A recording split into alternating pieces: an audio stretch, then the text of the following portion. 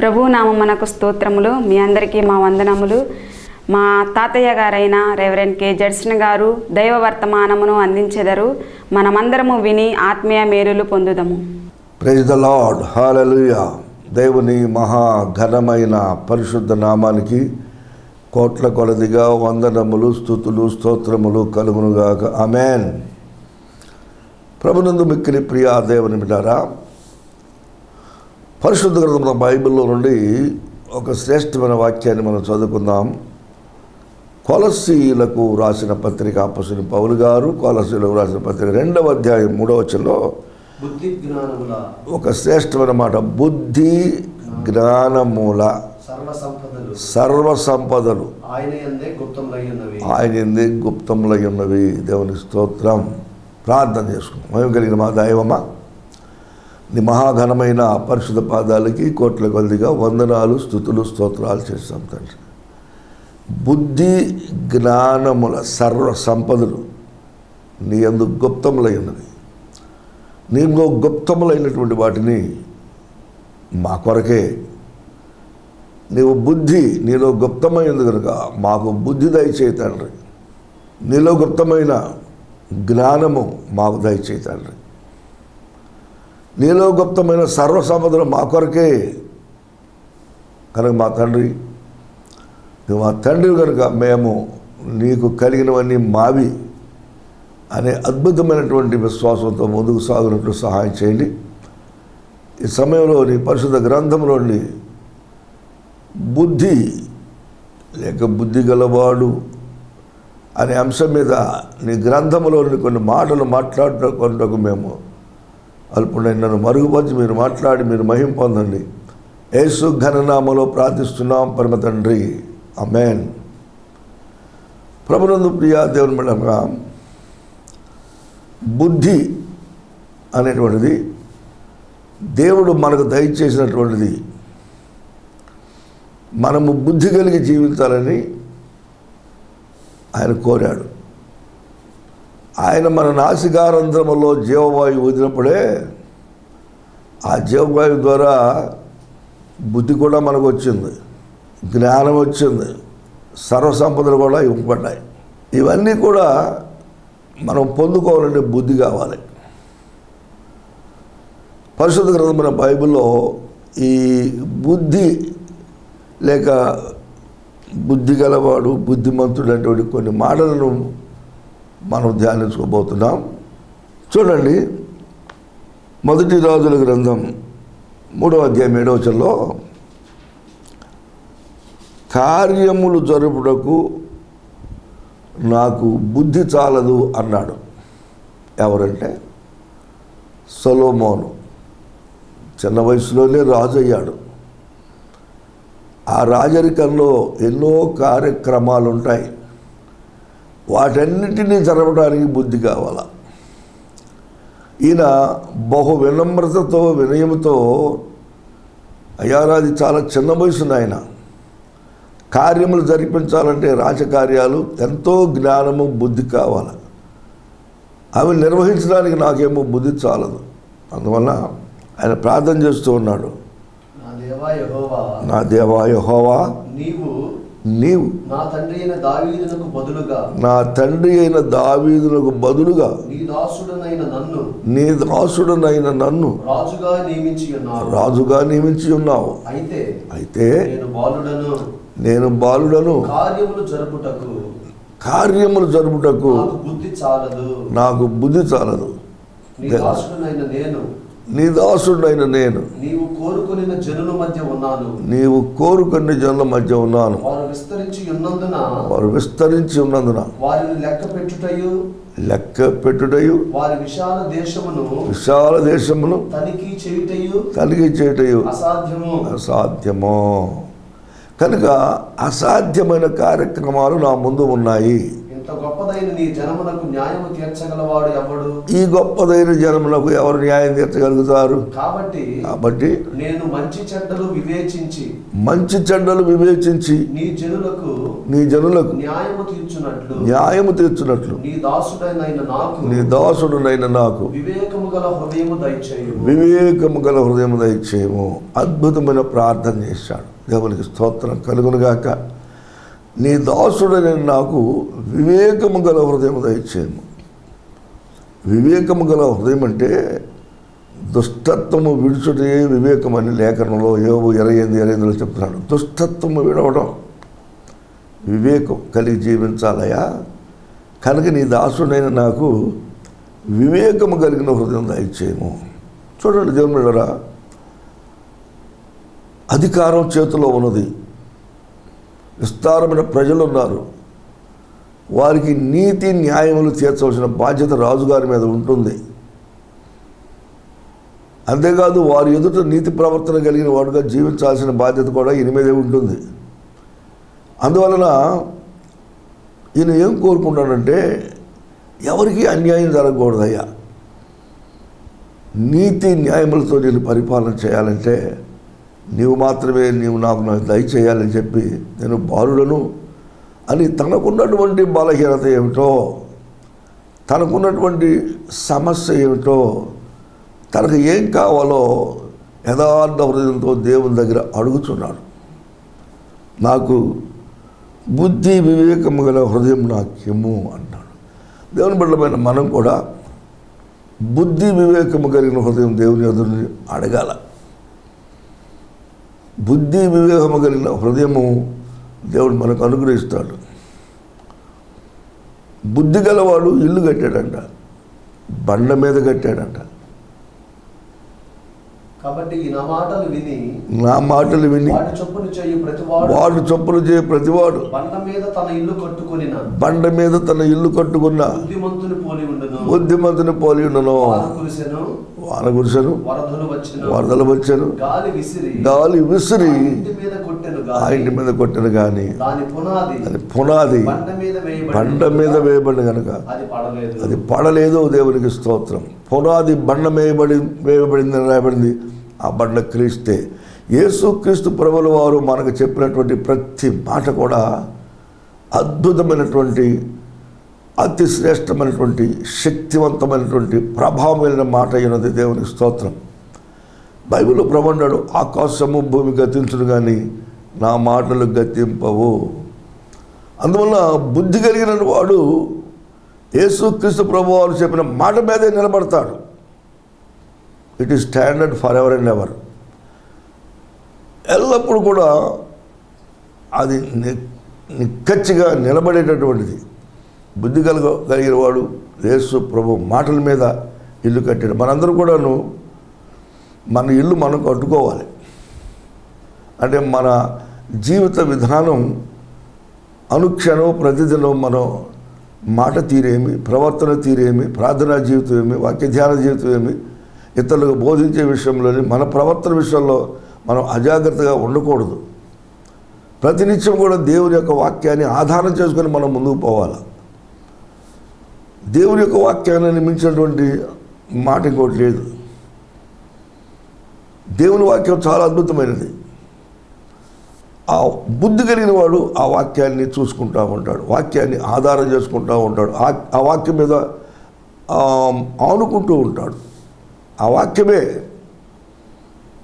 తనకి అత్యధికమైన ప్రాధాన్యత కలిగినటువంటిది. మనుషులు ఎన్నో విధాలైన సలహాలు ఇస్తారు. నాకు ఈ మధ్య ఒకసారి పోయిన సంవత్సరంలో కొంచెం లంగ్స్లో ఇన్ఫెక్షన్ వచ్చింది స్లైట్గా అన్నాడు డాక్టర్. డాక్టర్ దగ్గరికి వెళ్ళడం కూడా నాకు ఇష్టం లేదు. కానీ మా ఇంట్లో మా మిస్సెస్ కానీ మరి మా ఇంట్లో ఉన్నటువంటి మా మనవరాళ్ళు కొంతమంది ఉన్నారు, వాళ్ళందరూ కూడా నర్సులు. అది ఏ విధంగానైనా సరే డాక్టర్ దగ్గరికి వెళ్తే ఇన్ఫెక్షన్ అన్నాడు. ఇన్ఫెక్షన్ చూపించుకోవడానికి ఇంకొక డాక్టర్ దగ్గరికి వెళ్ళమన్నారు.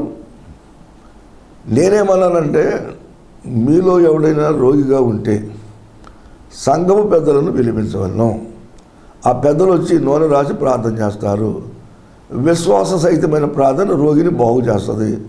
అతను పాపాలు చేసిన వాడైతే మరి క్షమాపణ పొందుతాడు, స్వస్థత పొందుతాడు అని నూనె రాసి ప్రార్థన చేయాలి సంఘ పెద్దలని. బహు సింపుల్గా ప్రభు వాక్యం ఉన్నది. అది వీళ్ళందరూ ఏం చేశారు? అట్ట కాదు, రోగులకే కానీ ఆరోగ్యం గల వాడికి వజ్రక్కర్లేదు అని దేవుడు చెప్పాడు. మాకు చెప్పాకయ్యా, మాకు కూడా అది బైబిల్ తెలుసులే అని బలవంతాన నన్ను గుంటూరులో డాక్టర్ దగ్గర హాస్పిటల్కి తీసుకెళ్ళారు. నేను వద్దు అన్నా కానీ వాళ్ళు నన్ను ఒప్పించే అంతగా బలవంతం చేస్తే 3 లక్షల రూపాయలు అయినాయి అక్కడ. ఇక్కడైతే దేవుని మాట ప్రకారం అయితే పెద్దలు వచ్చేవాడు, కొబ్బరి నూనె రాసేవాడు, ప్రార్థన చేసేవాడు, రోగం నయం అవుతుంది. స్టాండర్డ్ ఇది. This is a standard word of God. ఎందుకని I am the Lord that healeth, నిన్ను స్వస్థపరిచేవాళ్ళు నేనే, తిరుగులేదు ప్రపంచంలో ఏ మాట కూడా. దాని ముందు ఏ మాట అయినా బెండవలసిందే. నిన్ను స్వస్థపరిచేవాళ్ళు నేనే. ఆ మాట ప్రత్యేకంగా ఇంకొక మాట ఏంది? డాక్టర్ దగ్గరికి వెళ్ళాలి, మందులు వాడాలి, అది చేయాలి, ఇది చేయాలి. It is a carnal man's ideology. శరీరానుసారమైన మనుషులు పలికేటటువంటి మాట విధానం. ఇక్కడ ఏంటంటే దేవుని బిడ్డ దేవుని యందు విశ్వాసం ఉంచాలి. దేవుని యందు విశ్వాసం ఉంచినప్పుడు ఏమైంది? దానికి మించినటువంటి పవర్ ఇంకెక్కడా లేదు. దేవుడు విశ్వాసం చూస్తాడు. అనేక సందర్భంలో దేవుడు అంటాడు, నీ విశ్వాసమే నిన్ను స్వస్థపరచను అని అంటాడు. దేవుని వాక్యం మీద ఆధారపడి జీవించడమే బుద్ధి. దేవుని యొక్క వాక్యాన్ని పక్కన పెట్టడమే బుద్ధిహీనత. అందువల్ల బుద్ధి కలిగి మనం జీవించాలని దేవుడు కోరుచున్నాడు. బుద్ధి వివేకములు కలిగినటువంటి ఆత్మ నాకు దయచేయ్యా అని సొలొమోను రాజు ప్రార్థన చేస్తున్నాడు. దేవునికి స్తోత్రం కలుగును కాదు. అందుకు దేవుడు జవాబిచ్చాడు. 1 రాజులు 3:12 దేవుడు జవాబిచ్చాడు. ఏమన్నాడు దేవుడు? 1 రాజులు 3:12 బుద్ధి వివేకము గల హృదయమును నీకు ఇచ్చుచున్నాను. అయా, నీవు నన్ను ధనం అడగలేదు, నీ శత్రువు ప్రాణం అడగలేదు, కానీ ప్రజలను నీతి మార్గంలో నడిపించేటటువంటి బుద్ధి వివేకము కలిగిన ఆత్మ, ఆ యొక్క మనసు నాకు ఇమ్మన్నావు కనుక దేవుడు అన్నాడు, బుద్ధి వివేకము కలిగిన హృదయము ఇచ్చుచున్నాను. పూర్వీకులలో నీ వంటి వాడు ఒకడును, ఇక మీద నీ వంటి వాడు ఒకడు ఉండబోడు అని చెప్తూ, ఇంకా ఏమనంటే నీకు ఐశ్వర్యం అడగల, కానీ ఐశ్వర్యము ఘనతను ఇమ్మని అడుగకపోయినను నేను వాటిని కూడా నీకు ఇస్తున్నాను. దేవునికి స్తోత్రం కలుగును. హల్లెలూయా. మన దేవుడు ఎలాంటి మంచి దేవుడు అంటే,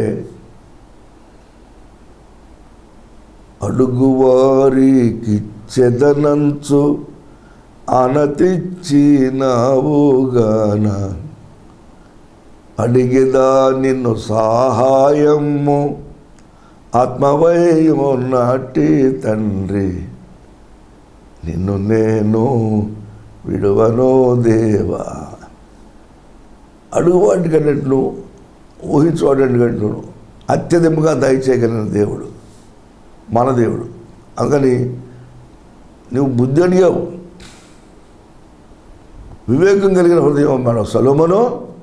నీవు అడగకపోయినటువంటి వాటిని కూడా, ఐశ్వర్యం నువ్వు అడగలేదు, ఘనత నీవు అడగలేదు, కానీ ఐశ్వర్యము ఘనత కూడా నీకు ఇస్తున్నాను అన్నాడు. దేవునికి స్తోత్రం. అడుగు వాటన్నిటికంటే నువ్వు ఊహించుకోవడం నువ్వు అత్యధికంగా దయచేసే దేవుడిని మనం ఆరాధిస్తున్నాం. దేవునికి స్తోత్రం కలిగిన కాదు. Ask the lord. దేవుడిని అడుగు. మా దగ్గరికి 2 సహోదరులు వచ్చారు. అయ్యా నేను వచ్చిన సంఘం ఉందండి మాకు, అది చర్చి కట్టుకుందామండి అనే ఆలోచనలో ఉన్నానండి అని వారు వచ్చారు. నేను వాళ్ళు చెప్పాను, నీకు సహాయం చేయవాడు నీ దేవుడైనా యెహోవాయే. మనుషుల సహాయం వ్యర్థం. So depend totally upon God. నేను పూర్తిగా దేవుని మీద అనుకో,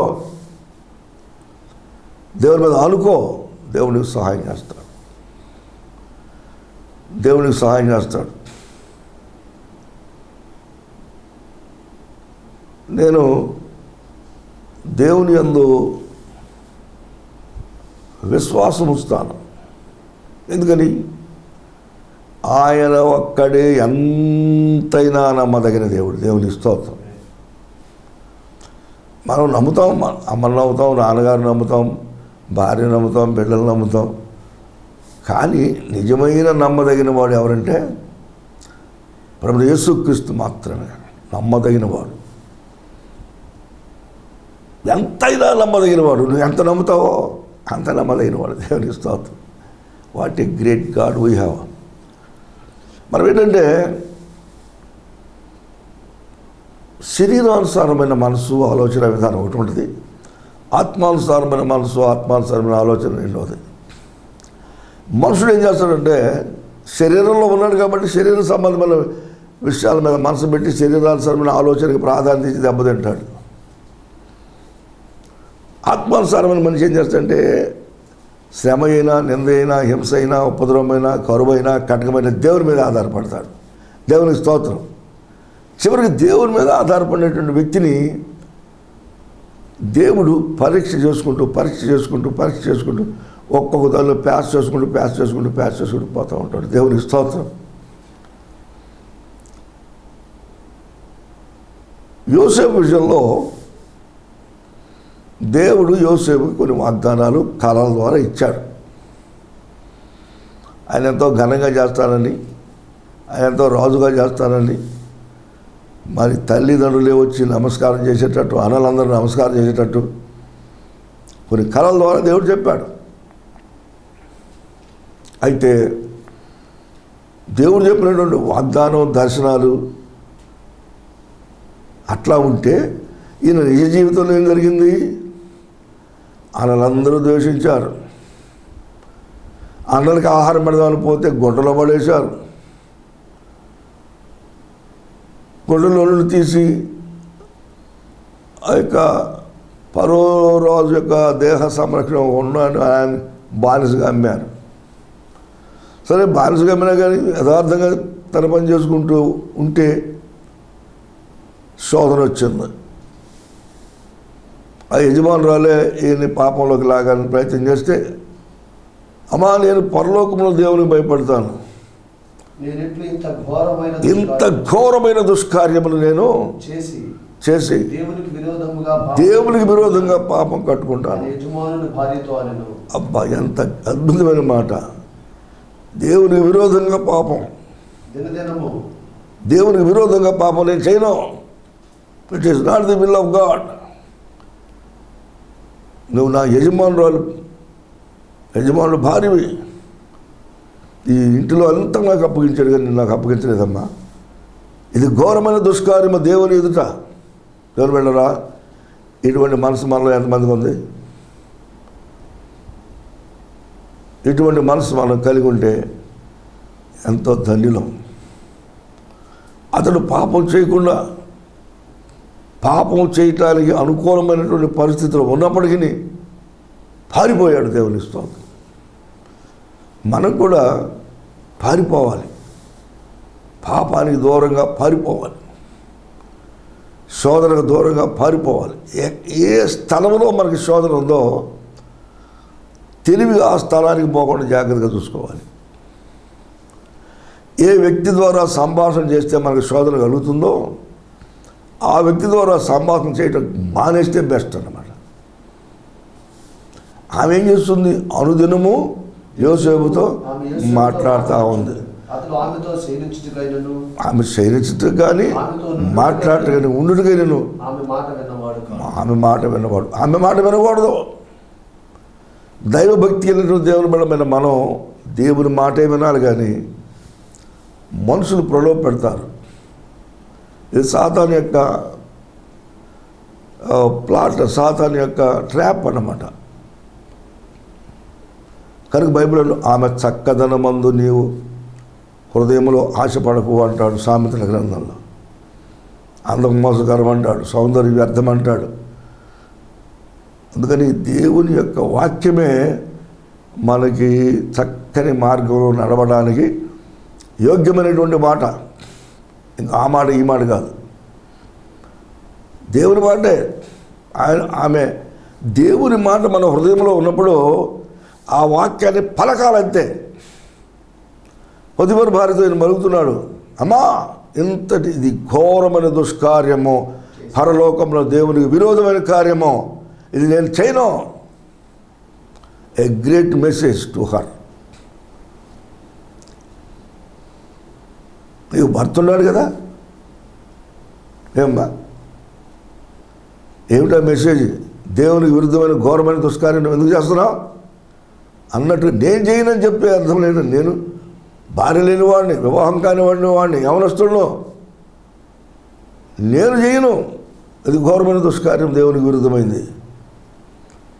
చెంప మీద కొట్టినట్టుగా మాట్లాడాడు ఆమెకి. దేవుని బిడ్డలారా, ఆ శోధన ఎక్కడ జరుగుతుందని తెలుసుకున్నావో ఆ ప్రాంతం వచ్చి పారిపో. దుష్టత్వము దూరంగా పారిపోమంటాడు. పారిపోవాలి. ఎందుకు పారిపోవాలి? అక్కడ నిలబడితే డేంజర్ అన్నమాట. పాపం మన యోసేపు గారికి పారిపోయిన డేంజర్ అంటపడింది. ఎందుకంటే ఆమెలో ఉన్నటువంటి మరి రెబెలియస్ నేచర్, తిరుగుబాటు చేసే స్వభావం ఉంది ఆమెలో. ఆయన పాపానికి ఒప్పుకుంటే ఈమె ఎంతో అతనికి సపోర్ట్గా యజమానుగానే చూసుకునేదేమో. పాపానికి ఒప్పుకోకపోతే ఏం చేసింది?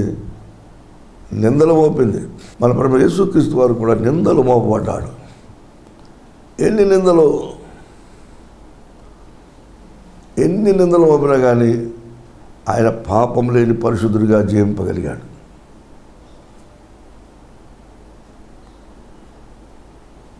అందుకే మన దేవుడు పరిశుద్ధ దేవుడు కనుక మన ప్రవర్తన చూస్తూ ఉంటాడు. యోసేపు పట్ల దేవునికి అద్భుతమైన ప్రణాళిక ఉన్నది. కానీ ఆ అద్భుతమైన ప్రణాళిక అతను అందుకోవడానికి ఆయన ప్రతి క్షణం, ప్రతి సమయమందు ఆయన బుద్ధి కలిగి ప్రవర్తిస్తూ వచ్చాడు. కానీ శోధింపబడ్డాడు. మేలు కోసం పోయాడు, కీడు అనుభవించాడు. చెరసాల్లో వేయబడ్డాడు. నిన్న మోపింది ఆవిడే. చెరసాల్లో వేయబడ్డాడు. ఇనుము అతని కాళ్ళను బంధించింది, బాధ పెట్టింది. ఫర్ నో రీజన్ నిందబడినాడు. చెరసాలలో అతనికి తెలిసినటువంటి దైవ జ్ఞానాన్ని బట్టి చెరసాల్లో ఉన్నటువంటి వారు వాళ్ళ పానదాయకుడని, భక్షకాడని వాళ్ళకు వచ్చిన కళలకు భావాలు చెప్పాడు. అయ్యా రాజుగారికి చెప్పి నన్ను విడిపించండి వాళ్ళకి చెప్తే వాళ్ళు మర్చిపోయారు. ఇది కూడా మేలే. రాజుగారి కళ వచ్చి ఫరో అంటున్నాడు, నాకు ఈ కళ భావం ఏంటి నాకు అర్థం కావట్లేదు అన్నప్పుడు అప్పుడు వాళ్ళకి గుర్తొచ్చింది. అప్పుడు వాళ్ళు రాజుగారు చెరసాల్లో ఉన్నటువంటి యోసేపును రప్పించాడు. యోసేపు గారి కళను వివరించాడు. యోసేపు ఆ కళల భావం చెప్పాడు. అప్పుడు ఆ రాజుగారు అన్నాడు, ఇంత దైవజ్ఞానం కలిగినటువంటి నీవు నా రాజ్యంలో ఉండటం మేలు. నేను నిన్ను ప్రధానమంత్రిగా చేసేస్తున్నానని ప్రధానమంత్రిగా చేసి సింహాసనం మీద ఉన్న ఫరోను తప్ప, నేను తప్ప ఐగుప్తు దేశంలో ఉన్న ప్రతి ఒక్కరు కూడా ఈ యొక్క యోసేపుకు నమస్కారం చేయాలి. ఆయనకు చెప్పిన మాటకు వ్యతిరేకంగా ఒక డెక్క అయినను మాట్లాడకూడదు, ఎదురు జరగకూడదని చెప్పాడు. అద్భుతమైనటువంటి అధికారం వచ్చింది. ఈ అధికారం పొందుకోవడానికి ఆయన శ్రమల ద్వారా పోవాల్సి వచ్చింది. శ్రమల ద్వారా పోవాల్సి వచ్చింది, నిందల ద్వారా పోవాల్సి వచ్చింది, అవమానం ద్వారా పోవాల్సి వచ్చింది. అయినప్పటికీ లేదు. ఆయన జీవితం మన ప్రభువైన యేసుక్రీస్తు వారికి ముంగుర్తుగా ఉన్నది. ఆ ప్రభువైన యేసుక్రీస్తు వారు కూడా ఎన్ని శ్రమలు వచ్చినా పాపం లేని వాడిగా బ్రతికాడు. నాలో పాపం ఉన్నదని మీరు ఎవడు స్థాపించగలని ప్రపంచాన్ని ప్రశ్నించాడు. ఈనాడు క్రైస్తవులు మనం కూడాను పరలోక రాజ్యం చేరుకోవాలంటే ప్రభు ఒకటే మాట చెప్పాడు, మీరు నన్ను వెంబడింపగోరితే ప్రతి ఒక్కడు తన సిలువ ఎత్తుకొని నన్ను వెంబడించాలి. సిలువ అంటే నింద, హింస, అనేక విధమైనటువంటి మరి అపవాదులు, నిందలు మోపబడతాం. సిలువ ఎత్తుకొని యేసుని వెంబడించాలి. యేసు ప్రభు ఏ విధంగా సిలువ ఎత్తుకొని అవమానమును నిర్లక్ష్యపెట్టి సిలువను సహించి తండ్రి అయిన దేవుని కుడిపార్శ్వాన కూర్చుని ఉన్నాడో, మనం కూడా ప్రభుని యేసుక్రీస్తునందు విశ్వాసం వచ్చిన మనం కూడా ఆయన భయభక్తులు కలిగి జీవిస్తూ ఆయనలో వేరుపారి జీవించాలని దేవుడు కోరుచున్నాడు. దీనికి అందరికీ బుద్ధి కావాలి. ఆ విధంగా బుద్ధిని కోరుకున్నాడు ఆయన. సొలొమోను రాజు కూడా బుద్ధిని కోరుకున్నాడు. అలాగే దేవుని బిడ్డ మనం కూడా బుద్ధి కలిగి ప్రవర్తించాలి. యోబు గ్రంథం 35:11 అంటాడు, భూజంతువుల కంటే మనకు ఎక్కువ బుద్ధి నేర్పేటటువంటి దేవుడు అంటాడు అక్కడ. యోబు 35:11. భూజంతువులకి కొన్ని బుద్ధి ఉందండి. ఎందుకైనా కానీ మరి ఏడాది తెలిపిన మాట తెలిసి మసలు మర్మమెరిగి అంటాడు. ఎద్దు కూడా యజమాని యొక్క చిత్త ప్రకారంగా, ఆ మాట ప్రకారంగా పోతూ ఉన్నది. ఎద్దు పోతూ ఉన్నది, గాడిద పోతూ ఉన్నది. ఎద్దు తన కామంది నెరుగును, గాడిద సొంత వారి దొడ్డి తెలుసుకొని. కానీ ఇశ్రాయేలు ఒకటి తెలియలేదంట.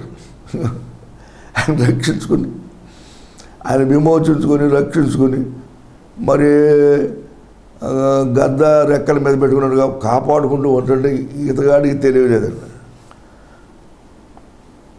భూజంతువుల కంటేను మనకు ఎక్కువ బుద్ధి నేర్పుచు ఆకాశ పక్షుల కంటే మనకు ఎక్కువ జ్ఞానము కలుగు చేయొచ్చు. నన్ను సృజించిన దేవుడు ఎక్కడున్నాడని అనుకునేవాడు ఎవడు లేడు. దేవుని బిడ్డలారా, మనం ప్రభువుని వెతకాల, ప్రార్థన చేసుకుందాం.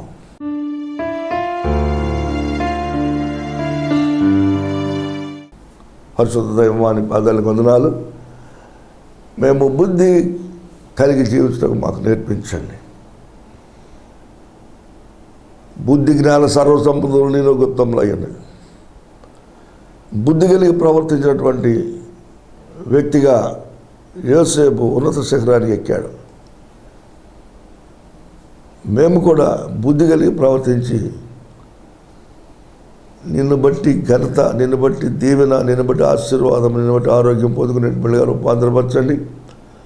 అనేకులకు మా జీవితము మాదిరికరంగా ఉన్నట్లు మమ్మల్ని అభిషేకించి ఆశ్రయించి తెలియచేయమని, ఈ వాక్యములు వినిచిన ప్రతి బిడ్డ కూడా బుద్ధిమంతుడిగా జీవించే భాగ్యం దయచేయమని యేసుఘనమైన నామములో ప్రార్థించి పెట్టుకున్నాం మా ప్రియపరలోక తండ్రి, ఆమేన్. తండ్రి అయిన దేవుని ప్రేమ, ప్రభువైన యేసుక్రీస్తు వారి కృప, పరిశుద్ధాత్మ సన్నిధి సదాకాలం మనందరికీ తోడై దీవించి ఆశించి వర్తిల్లు చేయగాక. ఆమేన్, ఆమేన్, ఆమేన్. అందరికీ వందనాలండి. దేవుని గాడ్ బ్లెస్. దైవజనులు చెప్పిన వాక్యము ద్వారా మనందరము ఆత్మీయంగా మేలులు పొంది ఉన్నారని విశ్వసించుచున్నాము. మీరు సంప్రదించవలసిన మా అడ్రస్ రెవరెండ్ కె జడ్సన్ గారు, జెడ్పీసీ ప్రెసిడెంట్, నందివేలుగు, జాషువా నగర్, తెనాలి మండలం, గుంటూరు డిస్టిక్. మీ యొక్క ప్రార్థన అవసరతల కొరకు మా యొక్క ఫోన్ నెంబర్స్ 9441127832 మరియు మా యొక్క వాట్సాప్ నెంబర్ 9908 8954 303. అందరికీ వందనం.